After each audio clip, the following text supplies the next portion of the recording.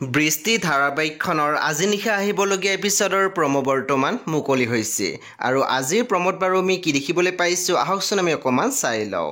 আজিৰ প্ৰমৰ প্ৰথম ভাগত আমি দেখিবলৈ পাইছোঁ নিতাই বাবাক কৈ আছিল মই তোমাক মাত্ৰ এটা খবৰ দিবলৈ কৈছোঁ।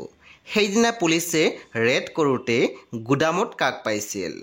তাৰপিছত আমি প্ৰমোত দেখিবলৈ পাইছোঁ মনদীপাই সমীৰক কৈ আছিল এইটো ছিক্ৰেট কৰি ৰাখিছে ডিপাৰ্টমেণ্টে।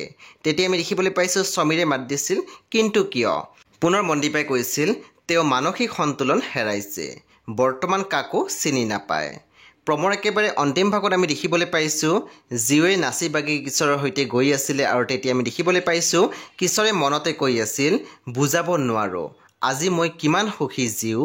সেই বন্ধু বান্ধৱীসকল আজি নিশা 8 বজাত ৰং টিভিত আহিবলগীয়া বৃষ্টি ধাৰাবাহিকখন খুবেই বেছি ইণ্টাৰেষ্টিং হ'বলৈ গৈ আছে, সেয়ে আপোনালোকে চাবলৈ একেবাৰে নাপাহৰিব।